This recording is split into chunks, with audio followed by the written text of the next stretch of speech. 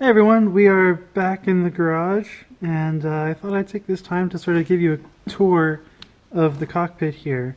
I'll go through all the switches, and then I'll turn the dashboard on and walk you through that, and we can look at the computer, which actually is where we set up all the programs inside the data logger and stuff.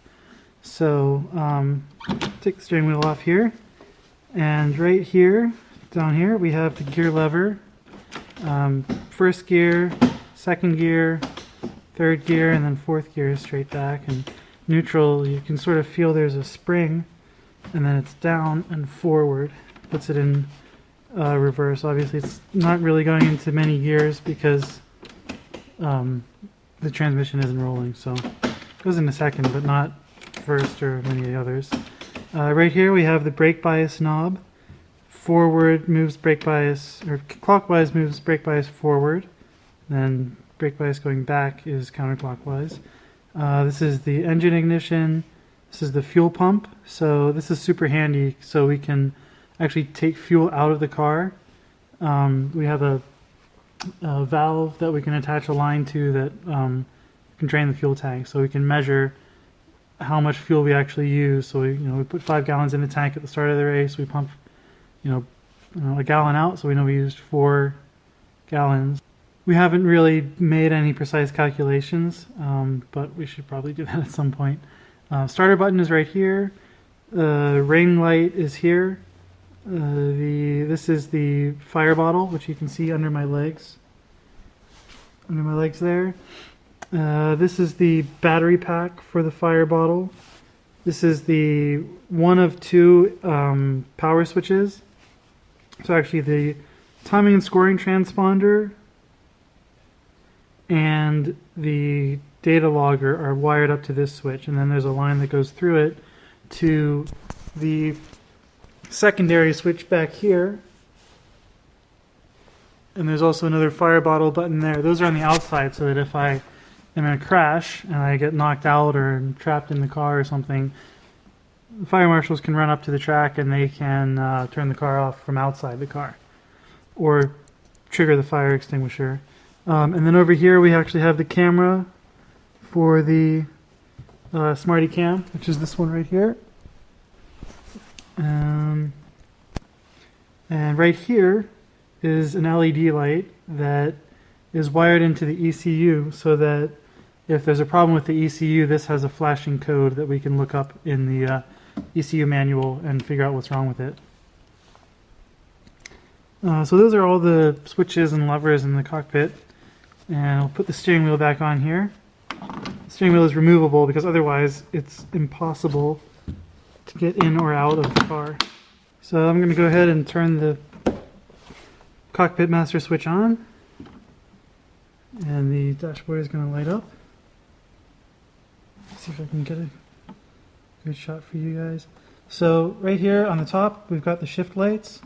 Right here we've got the RPM bar, I guess. And then right here, you can't see it because the engine's not on, but then the RPM and precise number will show up right there. Here we've got lap number, lap time, and then right here is the time difference.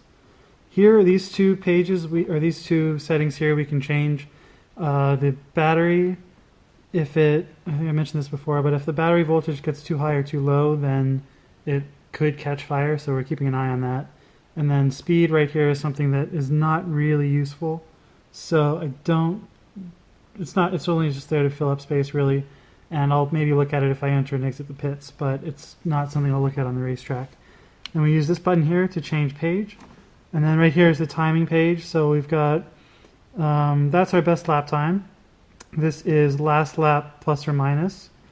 This is rolling time, so this will compare my current lap, the last, not really sure what the distance is, but the last 100 feet or so of my current lap, and it will compare it to the previous, or to the same 100 feet from my best lap. And then this, I think, is predictive time. So if I'm halfway through the lap, this one will compare where I am or what I've done up to that point and then it will fill in the rest of the lap with my best lap, and that will tell me, sort of if the rest of my lap goes as well or the same as my best lap so far, then this will tell me what the lap time was. Right here we've got diagnostics, so temperature water, temperature oil, battery voltage again, and then oil pressure is right there. Next page is, this is the GPS signals. So you can see up at the front there we have the GPS receiver, and these are the signals that it's getting. That helps us get lap time, speed, and it helps us draw a track map as well. And here, this is just the basic information for the Smarty Cam, sort of just confirms that it's connected. And you can see it right there. It's on right now, but it's not recording. It actually is set up to record, or start recording when I turn the engine on. And then it turns itself off, or it stops recording when I turn the engine off, and it doesn't really ever turn itself off. I think it's, if I turn the battery off from the car, then it will stay on for another 5 minutes or so, which actually drains the battery. So it's kind of annoying. I usually have to end up turning that off myself. But that's the AIM system. So I'll hop out and get on the computer and show you what we use to actually configure all the stuff in the data logger and in the dashboard itself. And then we'll take a look at some data from last weekend in Palm Beach. Hey everyone, so we're on the main profile page for the AIM system we have on the car. If we look right here, we have we only have one profile, but we could have a number of them. ELR FFIT Evo 4, which is the data logger we have on the car. If we go up here to transmit, it uploads it into the car, but we're not connected to it right now, so it won't do anything. And receive will download data from the car onto the computer. If we go over here to channels, then we have we can configure all the channels that we have in the car. We only have a few of them actually hooked up because a lot of these are dependent on sensors that we don't have installed in the car. Any of these ones that you see ECU, these come from the engine ECU, the computer that controls the engine, and all the sensors that feed into the ECU, the AIM system can pull data from. So, for example, we have right here we've got RPM, throttle position, water temperature, oil temperature. That's how we can get all the things on the dash. It just pulls them straight from the data picked up by the ECU. Over here on system configuration, some other options from the car. Excuse me. For RPM, sorry, I'm coming out of a cold right now. We have AIM sensor, which is a what I was saying before with the secondary sensors that you can install in the car. We just pick it up straight from the ECU signal, so we don't have to buy extra sensors and deal with that added complexity. The gear sensor, we have a couple of options. We don't have a gear sensor in the car, so what we do is we let the computer figure out, based on speed and RPM, and then how many gears we have told it that we have, it figures out what gear we are in. I was having a little bit of trouble with this in St. Petersburg, even though I have it set for 4 right now. For some reason I thought we had 6 gears, so I'm not sure what it was doing, but we're going to have to figure out what the problem was with that. Over here with use GPS lap timer, there's a couple different ways that you can pick up lap times with a system like this. The old way to do it was that you actually have a beacon on the track. You would put it up along the start-finish straight, and then you have a sensor on the side of the car, and then whenever it goes past the beacon, it trips the sensor and it picks up your lap time. The way that we do it now, because it's much easier, is that it actually picks up GPS signals, and then it has a database that we'll look at in a little bit of all the tracks in the world, basically, and it has all the data and the coordinates for the start-finish straightaway. So whenever you go past the start-finish straightaway, it automatically detects where you are, what track you're at, and it tells you, or it automatically picks up your lap time without having to worry about any other extra sensors. Another benefit is that it's a much more accurate track map. They used to do it based on the accelerometer in the car, and that can be a little bit unreliable because if you hit bumps and you have to configure things. So to do it with the GPS, it makes the track map a lot more accurate, and it also it makes it more convenient to do to pick up lap times. It might not entirely be more accurate because some things can be kind of fuzzy with GPS, but it works well enough for the racing that we're doing. What else do we have here? Reference speed, GPS speed. Then these things I haven't really looked at much. If we go over to display, this is where we sort of configure all the things that we want to be looking at. So right now, all the alarms are set up. Up here are the shift lights. So you can configure the color and at what RPM they go on. So right now we have it filled up starting at 6,200 RPM every additional 100 up until the red line. So as soon as that last red light comes on, I know I want to shift. Down here we have all the alarms. The way that I like it is that I like it to have set it up is that all 4 lights come on and start flashing when an alarm comes up, and then there will be a message across the center of the screen that tells me what the alarm is. So right here we have high water temperature, low oil pressure, low voltage, high voltage, because I mentioned that the voltage can be kind of critical, especially since I'm not sure if you guys knew that the battery in the car is actually right under my knees. So if it catches fire, then that's a bit of a problem. So that's why we're keeping such a close eye on it. And it's a lithium ion phosphate battery that have some reputations of some problems with exploding and catching on fire. But some reliable people that I trust have told me that as long as you keep an eye on the voltage and you're not overcharging or undercharging it, then you'll be fine. So that's why we're keeping an eye on it. And then we have low water temperature here, which basically before we go out on track, we want the car's water temperature to be at least 170, preferably 180. So we have this set to go off anytime the engine temperature is below 170.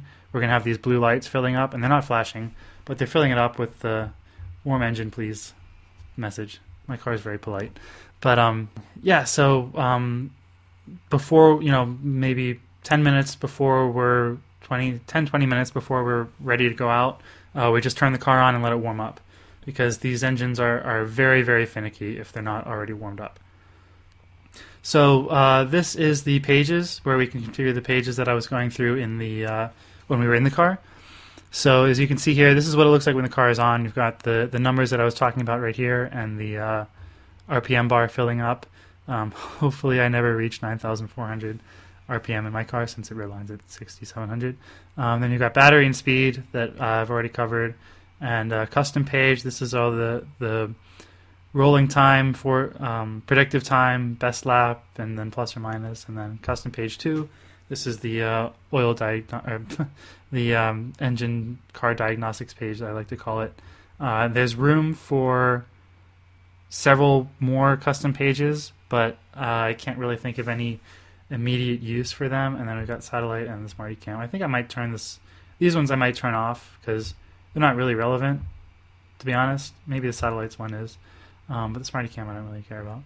So let's see, a CAN expansion configurator is not something that I'm using right now. So yeah, that's it for setting up the Smarty Cam, or for setting up the AIM data system. Let's go over and take a look at some data that I have pulled out. So these are the squiggly lines that the data logger will show you. These are taken from practice day in St. Petersburg, or not St. Petersburg, in Palm Beach. So we've got, let's see what we've got looking at here. These are all the sessions that we've downloaded. So we've got 2 Friday testing sessions and then the 3 races, since I didn't do qualifying. Lap manager here is, these are all the laps from Friday testing, and then you can see this tab up here. Second session, all the laps there. So we'll stay in the first, and then the measures. These are all the graphs. GPS, here's the track map. Let's see, what's this here? So this is the split report. So basically the GPS automatically, and the GPS and the accelerometer automatically divide up the track into straightaways and turns. And it gives you a time for each split. So each each straightaway and each corner it gives you however long amount of time you spent in each section. So what that does from the driver's perspective is it gives us two useful tools, or two useful reports. The first is the best rolling lap, which you can see right here, I think is 24.5. And the best rolling lap is basically, think of it as like a roving start-finish line. So your best consecutive sectors are added up to make that lap.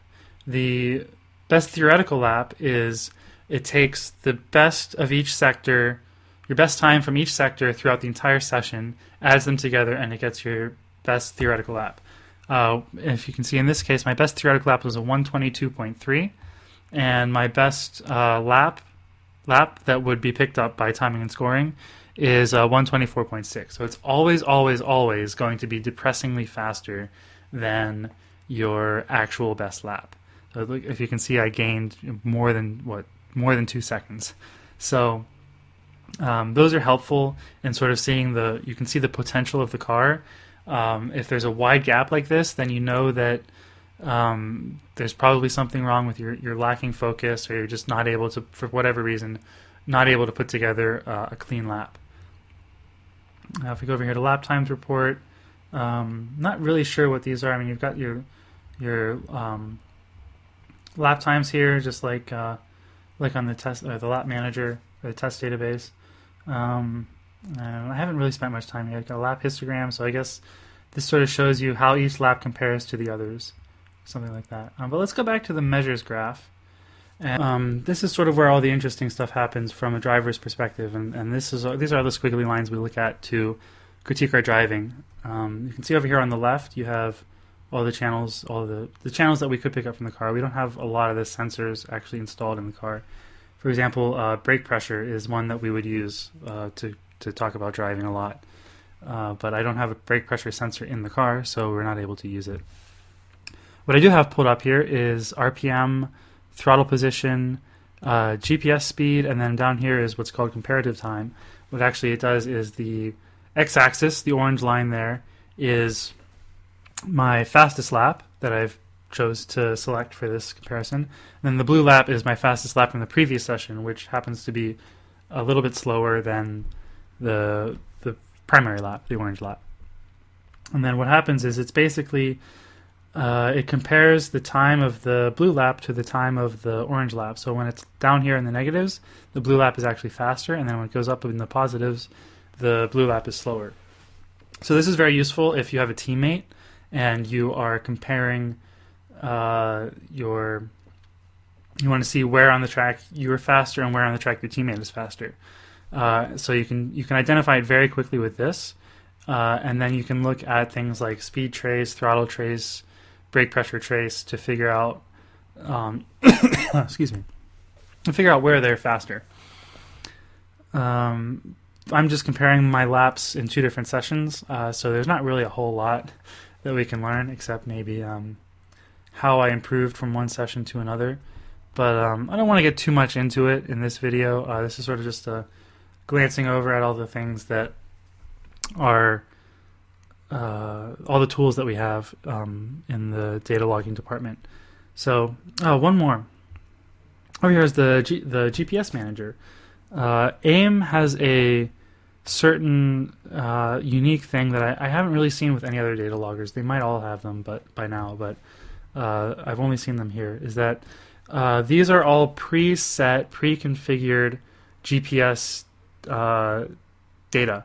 So, for example, I have all of these loaded up into the Evo 4 data logger, and when I turn the data logger on, it automatically detects where we are.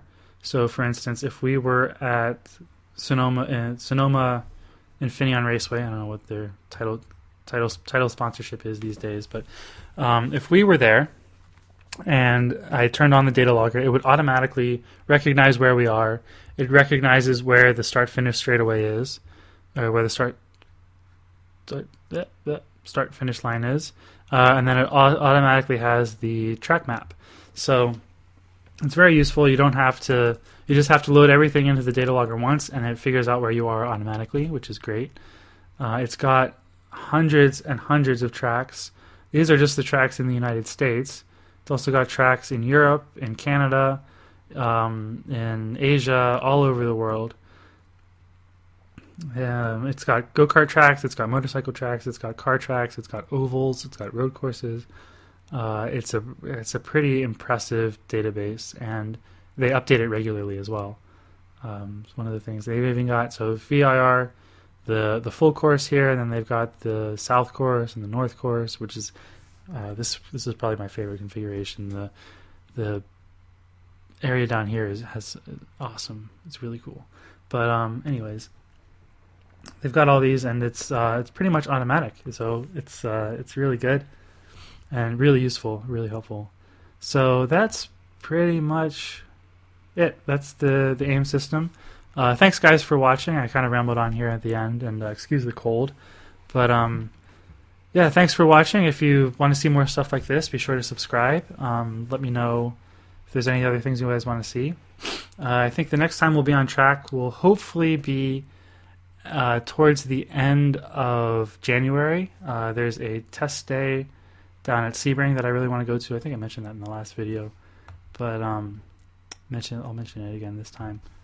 But until then, guys, again, thanks for watching, and I'll see you later.